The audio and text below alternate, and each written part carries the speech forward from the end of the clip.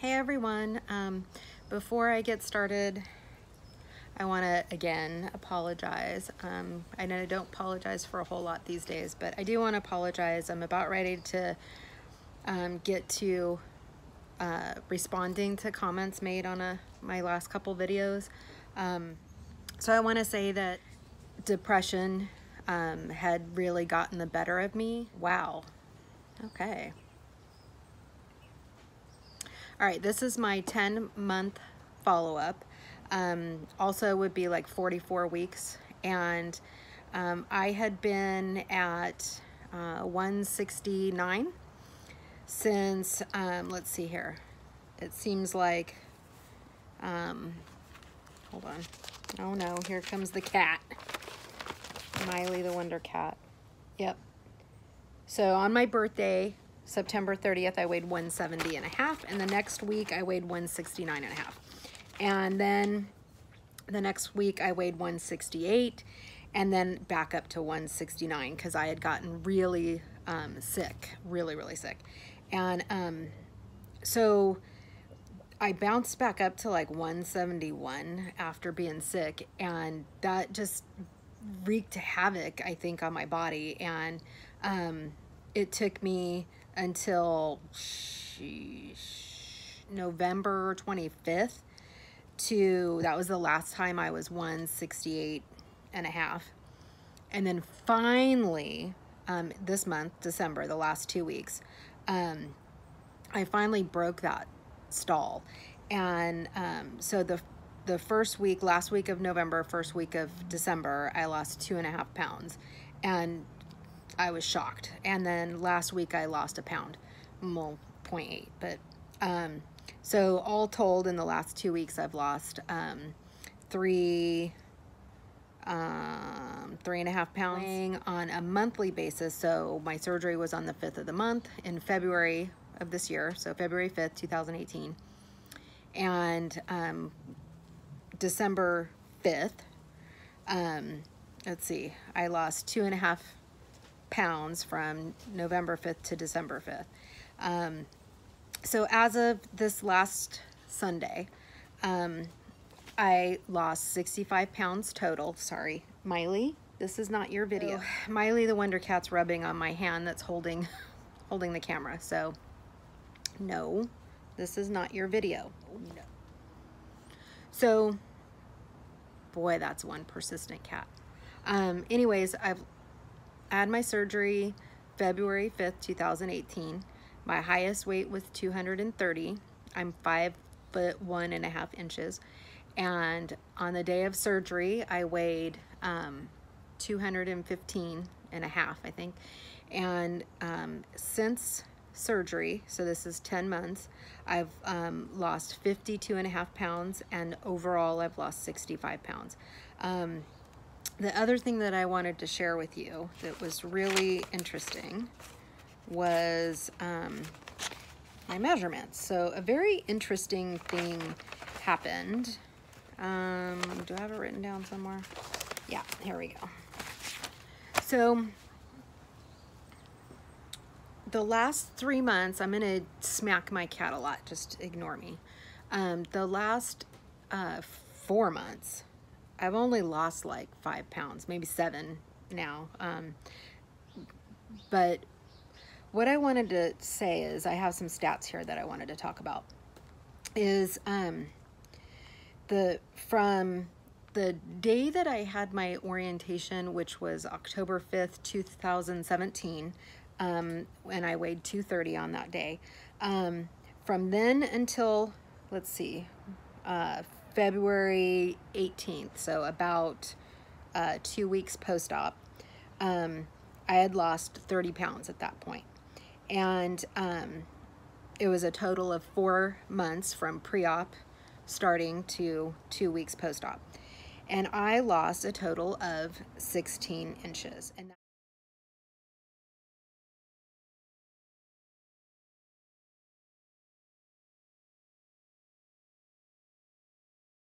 then in the next 6 months, I lost 27 pounds and I lost 22 inches. And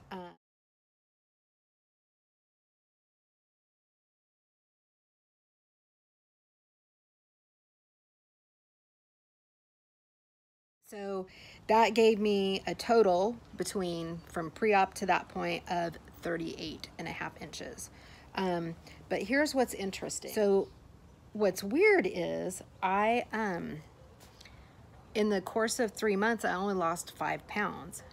And I was kind of depressed, but I kind of noticed that my size 14s were getting a little bit bigger, and my size 12s were getting, starting to fit. I was fitting into more and more size 12s, and I still hadn't lost any more weight, and I was kind of depressed about it. So I got out the tape measure for some, see if there was any, because I hadn't measured myself since the middle of July, to see if there was any self-esteem I could get from that.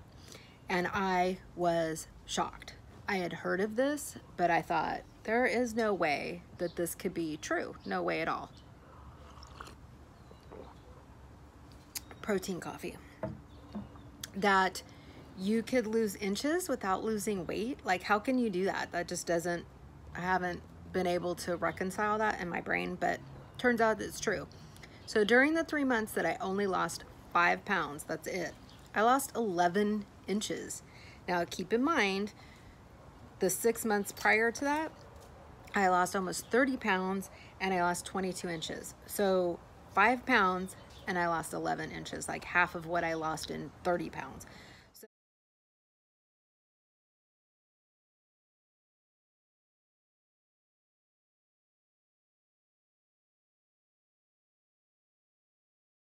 So at that point, during that time frame, I lost 2.5, again, only 5 pounds. I lost 2.5 inches off my waist for a total of 9.5.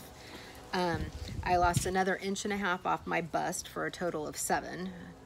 The girls still looking okay though, right? Let's see, I lost another 1.5 inches off my ribs for a total of 4. Another inch off of each hip, or no, another inch off of my hips for a total of 8. Another 1.5 inches off of my tummy for a total of 12. Another 1/2 inch off of my neck for a total of 1.5 inches. Another 1/2 inch off of each arm for a total of 2.5 inches. Another 1.5 inches off my thighs, each thigh, for a total of 4. And another 1/2 inch off of my each of my calves for a total of 2 inches off of my calves. And I was just gobsmacked. I couldn't believe that you could really not lose weight and yet lose inches. And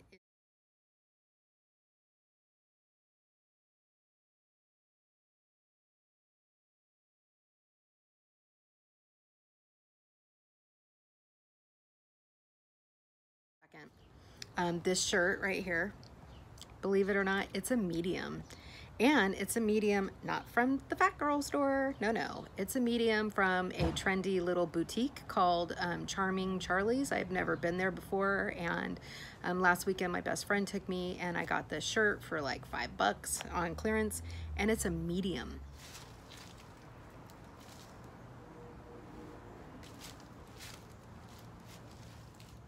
So I started off wearing size 3X. I probably could have gotten away with 2X, but I wasn't comfortable in them. So I like my shirts a little bit baggier. And so I was definitely in a 3X, and now I'm starting to get into size mediums. I'm like officially a size large. 10 months post-op, I am, we'll just say I'm at 12 now, because I just bought a whole bunch of pants off of eBay, all size 12, and every pair of them fit me. So that was awesome. And as a matter of fact, one pair was kind of big. They could be, you know, missized or whatever. So here I'm just going to insert my stats really quick. So I started 3X in my shirt and now a medium.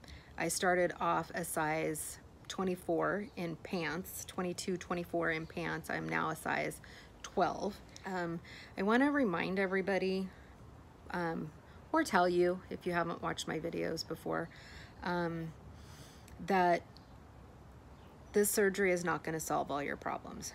Now, no matter what I'm about to say, I'm going to tell you I have no regrets whatsoever, because I would rather be miserable and skinny than miserable and fat. Like, who the hell wants to be both, right?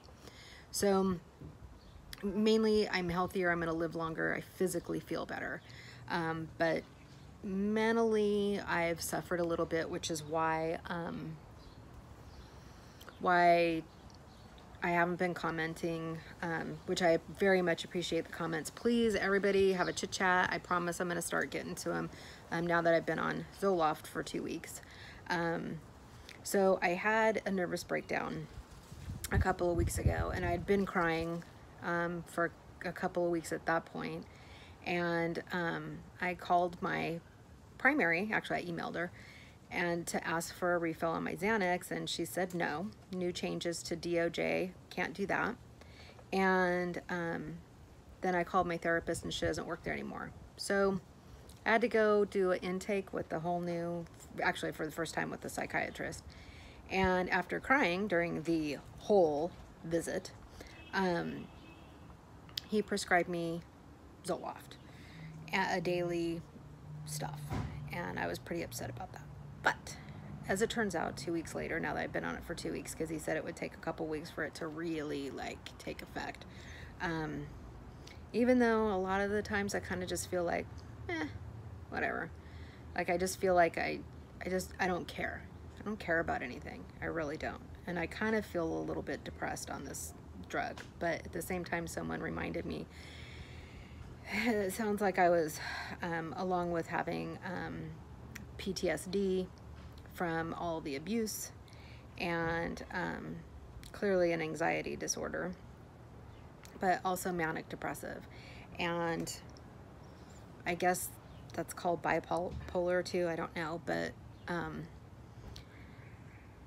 I'm so used to the high highs for the majority of the time, whether it's high happy or high frustrated or whatever, to the high highs. And I have way more of those than I do the depressive lows, that I'm not used to what it feels like to not do this, but to just ride along like that. And so without those highs, I feel it feels kind of depressing. But I laugh and I have a good time, so it's not really interfering. But so something for everyone to really, the one message that I want to say, and I've said it in almost every video, is this is weight loss surgery. It is surgery on your stomach, not on your brain. Okay, this surgery is not going to solve all your problems, but it absolutely can expose them. And I'm sure there's people who go through post-op without any psychological issues. Okay, that either they didn't have them before and then being exposed afterwards, or didn't get them from the surgery, which I'm not even sure that that's possible. But that could be you. And I was having fits of rage, nervous breakdowns, crying for weeks on end, just so sensitive that everything would just make me cry, just, you know, because your nervous system is just completely overloaded. Even though you mentally feel okay, your body is saying, that's it, I can't take any more. And I just start crying. I was very depressed, couldn't get out of bed. I can't say that I'm all, you know, gung-ho first thing in the morning, because I'm just not a morning person anyways. But the issue isn't solved yet. But it makes me wonder. I think it's awfully interesting that, let's go back to my log here so I make sure and get this right. Okay, that's my nice little log. Is that I was at 169, 168, 169 for 1, 2, 3, 4, 5, 6, 7, 8 weeks. So 2 months I was at that weight. And I start Zoloft, and all of a sudden I lose 3.5 pounds. So it's really possible that, you know, weight loss, weight gain, has a psychological component to it. Imagine that. So be prepared for that. Be prepared to do the work. Having surgery is not the easy way out. It's a tool that will help buy you time where you will lose weight if you put the work in. Some of us are going to lose weight without putting any work in, and maybe even make it to your goal weight. But in order to stay at that weight, you are going to have to put work in. This is the surgery in and of itself is not going to make you skinny and keep you skinny. And case in point, I have two friends who have one I think is about 4 months out, and one is only about 3 weeks out. And one of them had surgery. The one at 4 months had surgery at Kaiser. The other one did not. And I don't think it makes much of a difference. But the one at 4 months, she hasn't lost weight for quite a while. And the one at 3 weeks was non-compliant.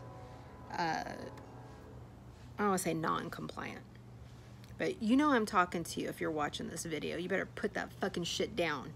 Quit eating that crap. Do you understand? But the psychological part of it is already gotten to her, and so she's not being wholly compliant. And even at right after, she hadn't last time I talked to her, which was about 4 or 5 days ago, she wasn't losing weight. And that's when most people drop a shit ton of weight, is that first 30 days. So as a matter of fact, I need to call her to see how she's doing today. But there is absolutely a psychological component to this, and you better pull up your big girl panties and get a firm grip on them, because this is not for sissies. There is hard work that has to be done because you lose food as a crutch, period. And if you don't pay attention, you will figure out how to get it back.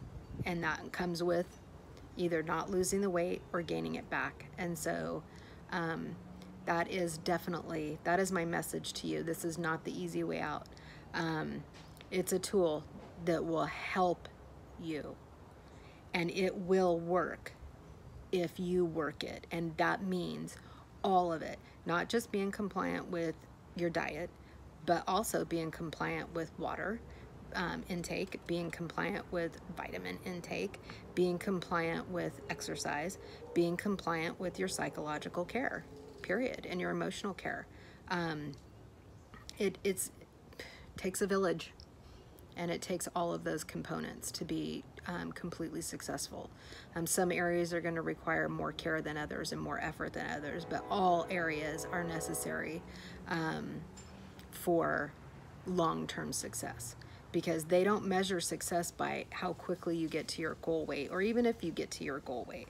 They measure it at how much weight you still have gone at 5 years and 10 years. So this is a long game, not a short game. So anyways, thanks again, and yeah, happy holidays to everybody. I'm actually kind of almost looking forward to it. Not really, but you know, whatever. Anyways, peace out. Be good. Thank you.